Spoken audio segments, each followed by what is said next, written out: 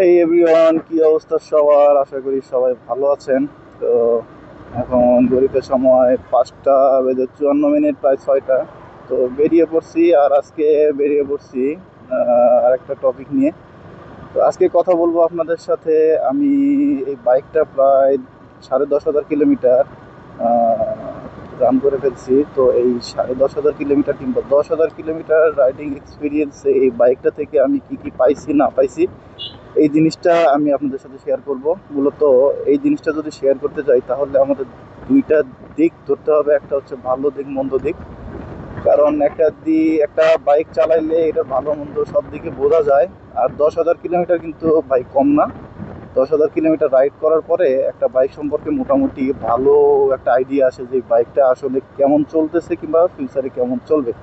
তো যাই হোক, আর বেশি কথাবার্তা না বলে আহ, মূল কথায় ফেরত যাই। বাইকটা কেনার পর যখন ব্রেকিং পিরিয়ড মেনটেন করি, ব্রেকিং পিরিয়ডের সময় বাইকটাতে হিউজ পরিমাণ একটা ভাইব্রেশন আমি ফিল করি। এইটা হচ্ছে আপনার হ্যান্ডেল বার প্লাস হচ্ছে ফুট রেস্ট। মানে বাইকটা যখন দীর্ঘ সময় ধরে রাইড করা হয় তখন মানে ওই যে হ্যান্ডেল বার যে ভাইব্রেশন করে ওই একটা ফিল থাকে না, এই ফিলটা বাইক রাইড করার পরেও টের পাওয়া যায় যে না, এখনো ফিল হচ্ছে। তো জিনিসটা খুবই বাজে লাগতো।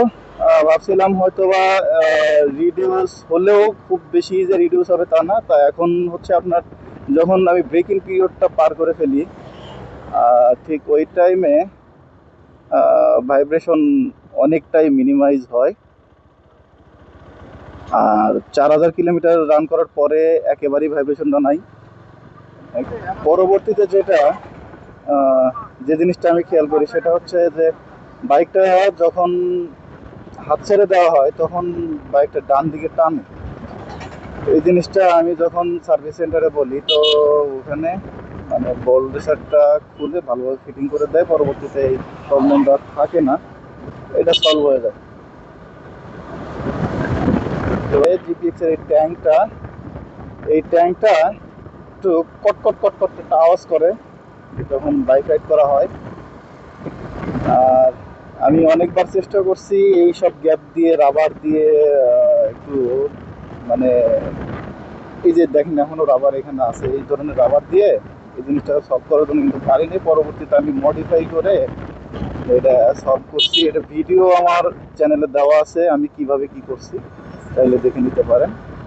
তাদের এই সমস্যা আছে তারা এইখান মানে ঠিক ওইভাবে যদি মডিফাই করেন আশা করি সলভ হবে, কারণ আমি এখনো পর্যন্ত ভালো ফিডব্যাকই পাচ্ছি। তো পরবর্তীতে যে খারাপ দিকটা সেটা হচ্ছে এটার হেডলাইটটা সিটিতে গুড এনাফ, বাট হাইওয়েতে খুব ঝামেলায় পড়তে হয়। হাইওয়েতে চলতে গেলে যদি দূরে কোথাও ট্যুর দেন তাহলে অবশ্যই ফগ লাইট ব্যবহার করবেন। আর খারাপ দিক তো পাই না আসলে, কথা বলার সময় এভাবে মনে থাকে না। তো যাই হোক, এখন আসি এইটার ভালো দিকটা যেটা আমি ফিল করছি। সেটা হচ্ছে ভাই এই বাইকটার লুক। এই বাইকটা যে কোনো অ্যাঙ্গেল থেকেই দেখেন না কেন, সামনে পিছনে ডানে বামে যেদিক থেকে দেখেন না কেন, এই বাইকটা খারাপ দেখার মতো কোনো অপশন নেই। আর এই বাইকটার যে হাই স্পিড স্টেবিলিটি, মূলত এই বাইকটার যে ওয়েট, এই ওয়েটটার কারণে এটার হাই স্পিড স্টেবিলিটি এত সুন্দর তা বলার মতো না। আহ, আপনি এই বাইকটা নিয়ে যদি হাইওয়েতে রাইড করেন আর পাশ দিয়ে যদি কোনো বড় গাড়ি সাঁ করে টান দিয়ে চলে যায়, আপনি বুঝতে পারবেন না যে গাড়ি গেছে। আর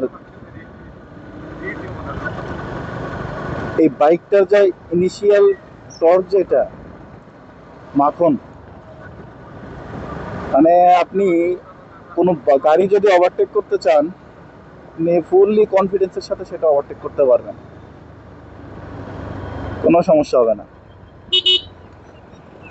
ব্রেকিং এর কথা যদি আমি বলি, এটা ব্রেকিং ভালো মন্দ উভয় থাকে, কারণ সামনেরটা ভালো পিছনেরটা খারাপ। পিছনেরটা একটু স্কিড করে, আমি এখনো পর্যন্ত যদিও স্কিডের মানে সম্মুখীন হই নাই, কারণ ভাই আমি পিছনের ব্রেক ধরেই না।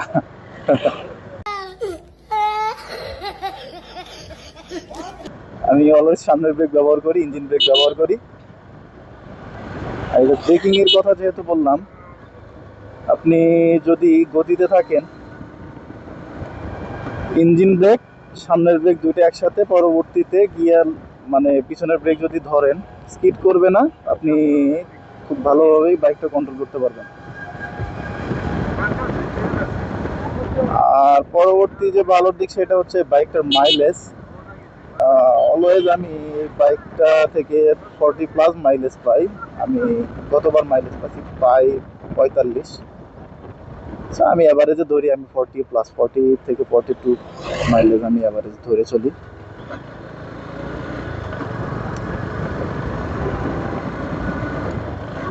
তো এই তো ছিল বাইকটার ভালো এবং মন্দ দিক। আর হ্যাঁ, আর একটা কথা না বললেই নয়, সেটা হচ্ছে যে এই বাইকটা যত দিন যাচ্ছে, যত কিলো রান করতেছি, তত বাইকটা স্মুথ হচ্ছে। বাইকটা যথেষ্ট পরিমাণে স্মুথ, যথেষ্ট পরিমাণে স্মুথ।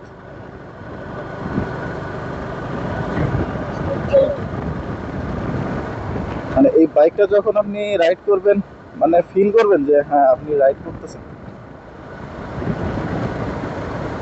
আর আরেকটা কথা, এই বাইকটার মানে মাইলেজ নিয়ে অনেক কন্ট্রোভার্সি আছে। কেউ বলে 27-28 পাই, কেউ বলে 30 পাই, কেউ বলে 50 পাই, আমি বলি 40+ পাই। ভাই এগুলা নিয়ে ভাই আমার সাথে তর্কে আসেন না, কারণ আমি যেটা শেয়ার করি, এটা আমি যেটা পাই সেটা আমি শেয়ার করি। আর আমি যেটা পাচ্ছি সেটা তো আপনাদের মানে একদম প্রুফ হিসেবেই তো দিচ্ছি। আবার দেখি যে কিছুদিন আগে একজন ভাই কমেন্ট করছে যে এটা থেকে 20 কিলোমিটার/লিটার পাওয়া যায় কিনা, অথচ উনি কমেন্ট করছে আমার মাইলেজ টেস্টের সেই ভিডিওতেই। তো যাই হোক, ভিডিওটি আর লম্বা না করি, সবাই ভালো থাকবেন, সুস্থ থাকবেন, পরবর্তী ভিডিও আসা পর্যন্ত আমার সাথে কানেক্টেড থাকবেন। ধন্যবাদ সবাইকে। আল্লাহ হাফেজ, আসসালামু আলাইকুম।